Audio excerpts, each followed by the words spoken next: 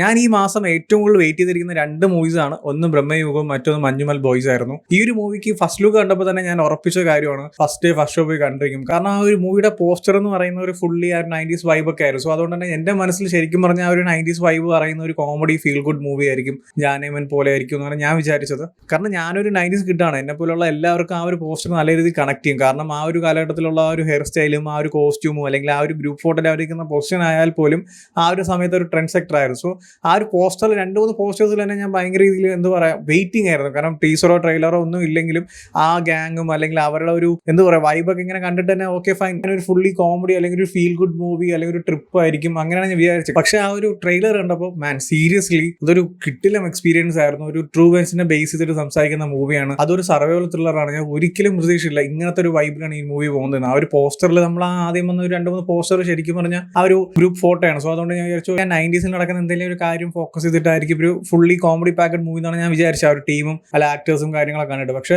Trailer എന്ന experience was വേറെ ലെവലായിരുന്നു. ഗുണാകേവിനെ പറ്റി ഓൾറെഡി ഞാൻ ഈ ന്യൂസ് കേട്ടിട്ടുണ്ട്. കാരണം 2019 ആ ഒരു കാലഘട്ടത്തിലാണ് ഈ ഒരു സിനിമയിൽ സംസാരിക്കുന്ന ഇവന്റ് നടക്കുന്നത്. പക്ഷേ ക്ലിയർലി എനിക്ക് ഫുൾ അങ്ങ് അറിയത്തില്ല, അത് അറിയാൻ ഒരു താല്പര്യമില്ല. നേരെ പോയി സിനിമ കണ്ടിട്ട് ഒരു എക്സ്പീരിയൻസ് കിട്ടിയാൽ മതി. കാരണം നിങ്ങൾ ആ ട്രെയിലർ ഒന്നും കൂടി കണ്ടാൽ മനസ്സിലാവും ഈച്ച് ആൻഡ് എവറി സീക്വൻസ് അത്ര കിടിലോട്ടാണ് പ്രസന്റ് ചെയ്തിരിക്കുന്നത്. ആ ഒരു കളറിംഗ് ആയാലും വിഷ്വൽസ് ആയാലും അല്ലെങ്കിൽ ആ ക്യാരക്ടേഴ്സിന്റെ ഒരു പെർഫോമൻസ് ആയാലും ആ ഒരു കേവിൻ്റെ അകത്തുള്ള കുറേ ഷോർട്സ് ഒക്കെ ഉണ്ട്. വിഷ്വൽ വൈസ് മാൻ കിടിലായിരുന്നു. അതൊന്നും സൗണ്ട് ട്രാക്കും കാര്യങ്ങളൊക്കെ നല്ല രീതിക്ക് തന്നെ ബ്ലെൻഡ് ചെയ്ത ഒരു അടിപൊളി എക്സ്പീരിയൻസ് ആണ് ട്രെയിലർ എന്ന് പറയുന്നത്. ട്രെയിലർ തന്നെ ഈ മാതിരി ഒരു കിടിൽ എക്സ്പീരിയൻസ് ആണെങ്കിൽ ഒരു തിയേറ്റർ എക്സ്പീരിയൻസ് ജസ്റ്റ് ഒന്ന് ആലോചിച്ച് നോക്കും. One of the best survival thriller ആയിരിക്കും. സുഷിൻ ഷാം നേരത്തെ പറഞ്ഞ പോലെ തന്നെ മലയാള സിനിമയിൽ വലിയൊരു ട്രെയിനിങ് പോയിന്റ് ആയിരിക്കും മഞ്ഞുമൽ ബോയ്സ്. അത് നമുക്ക് ഈ ഒരു മൂവിയുടെ മേക്കിങ്ങിലും അല്ലെങ്കിൽ ആ ഒരു ട്രെയിലർ ക്വാളിറ്റിയിലൊക്കെ കാണാൻ പറ്റുന്നുണ്ട്.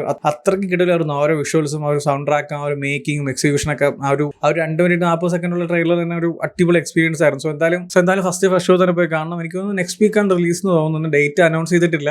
ബ്രഹ്മയുഗത്തിന്റെ കൂടെ ആയിരിക്കാനാണ് ചാൻസ് കൂടുതൽ. സോ എന്തായാലും നോക്കാം. സോ ഓൾറെഡി ട്രെയിലർ കണ്ടവരാണെങ്കിൽ നിങ്ങളുടെ ഒപ്പീനിയൻസ് എന്താണെന്ന് വെച്ചാൽ കമന്റ് ചെയ്യൂ. വീഡിയോ ഇഷ്ടപ്പെട്ടാൽ ലൈക്ക് ചെയ്യൂ, ഷെയർ ചെയ്യൂ. ഇതുപോലത്തെ കൂടുതൽ വീഡിയോസിനെ ചാനൽ സബ്സ്ക്രൈബ് ചെയ്യൂ. Thank you so much.